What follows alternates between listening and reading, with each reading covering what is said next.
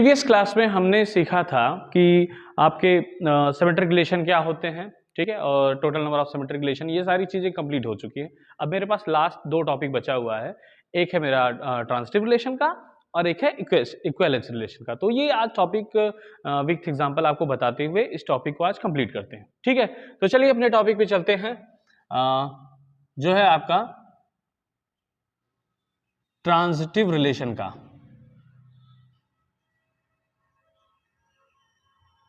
देखिए transitive relation कहता क्या है कि अगर, ठीक है, मान लीजिए कि ए बी के साथ रिलेट कर रहा है और बी सी के साथ रिलेट कर रहा है, तो ट्रांजिटिव रिलेशन के अकॉर्डिंग ए जो है वो सी के साथ रिलेट करना चाहिए। अब ध्यान दीजिएगा, ए बी के साथ, बी सी के साथ, तो ए का सी के साथ रिलेशन होना चाहिए। अगर ऐसा है तो आपका दिया हुआ रिलेशन क्या कहलाएगा?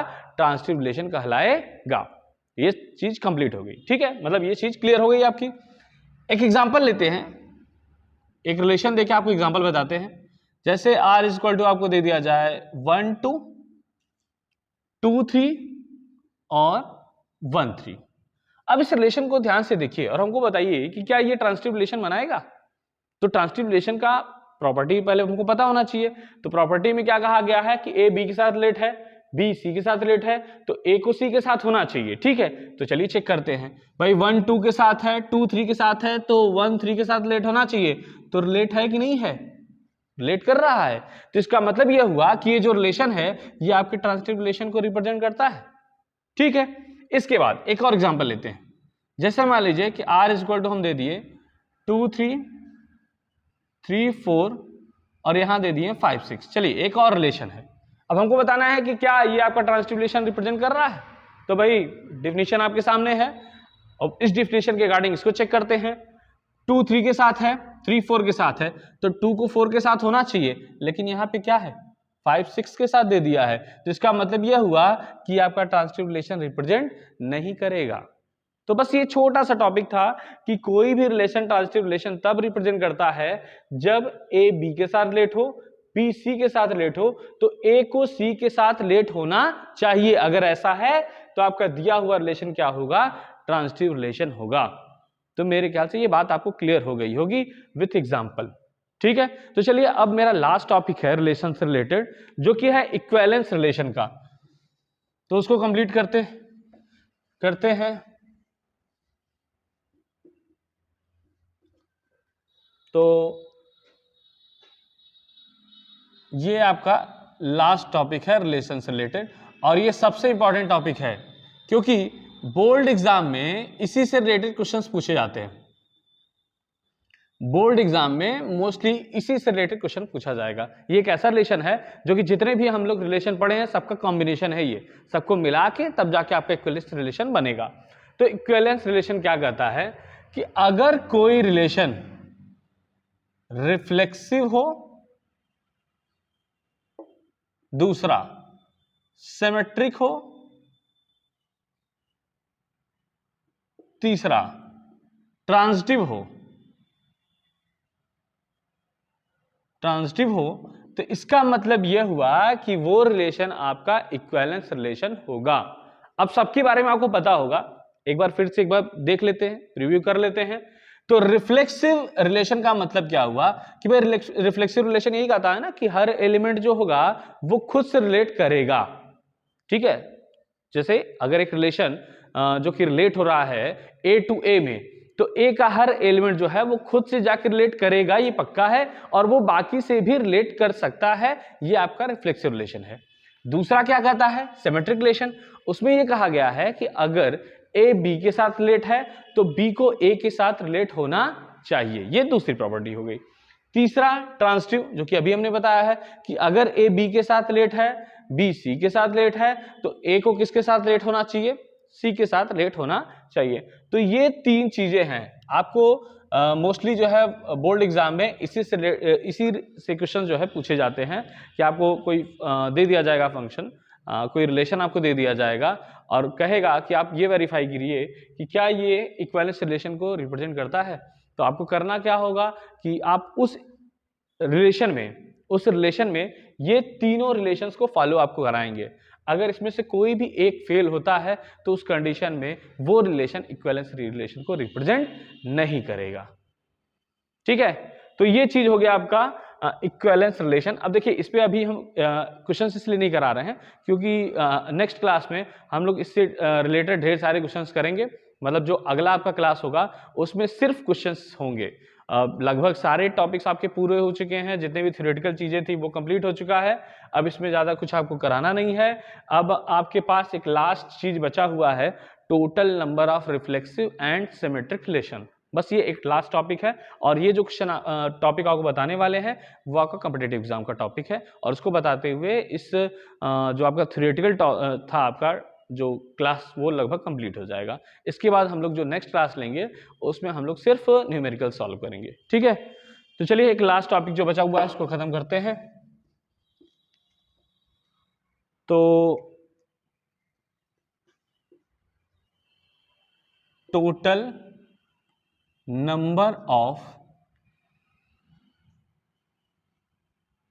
रिफ्लेक्सिव एंड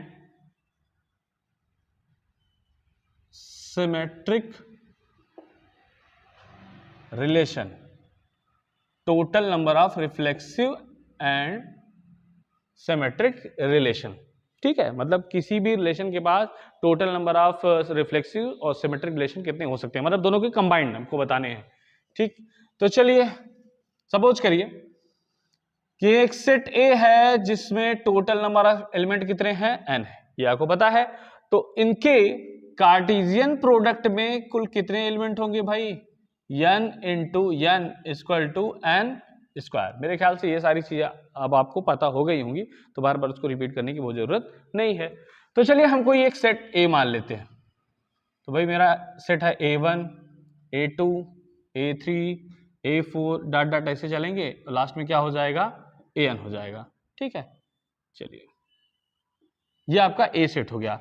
अगर हम इनका कार्टेशियन प्रोडक्ट निकालें तो क्या बनेगा, ध्यान से देखिएगा, A1 A1 A2 A2 फिर A3 ऐसे चलता जाएगा और लास्ट में आपका आ जाएगा AN। ये तो भाई सेम एलिमेंट्स वाले हो गए।